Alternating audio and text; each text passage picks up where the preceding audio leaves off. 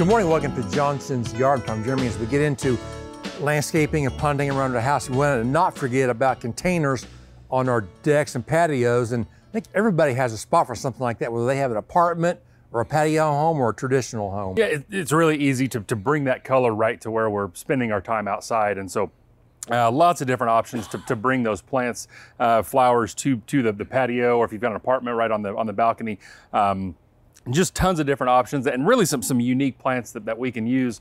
You know, maybe a little bit different than our seed-grown bedding plant type annuals that we plant in the ground. Lots of unique things. A lot of these plants are going to be vegetatively grown, so they're grown from cuttings, so they don't make up a seed. But you know, lots of different options. You know, back in the day, it's like it was red geraniums and spring rye fern that was kind of the staple.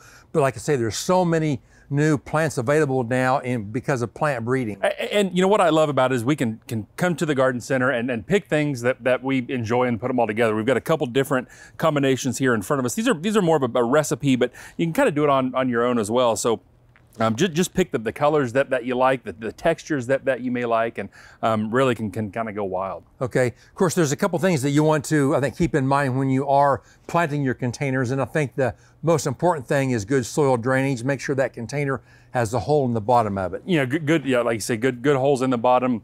I like to use a good quality potting mix. We like the Fertilome Ultimate Potting Mix. It's a peat-based mix, drains very well. That's going to be the key to having success when gardening in containers. You don't want a bag of something that says potting soil. We don't want dirt from the ground. That's not going to be good for growing. Or topsoil. Just stay away from that. That's right. Really no dirt or soil in that. The thing about those is they are a soilless mix, so there's no real nutrition in those, so we have to add it ourselves.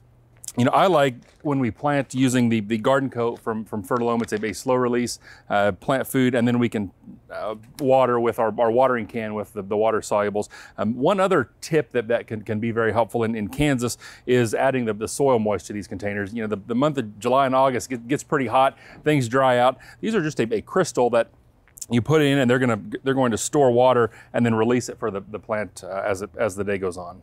Okay, so that water or that moisture is available to the plants. That's right. Back on the fertilizer, how long will that last? You say it's slow release. You know, this is going to be a slow release over a couple months, and then you know, so we can add that a couple times during the growing season. I like to alternate with the blooming and rooting and the all-purpose about weekly, one watering a week with those. Right. Come and see us at the garden centers. We have a great selection of annuals and perennials that you can use in containers. Thanks a lot for watching, and we'll see you next time.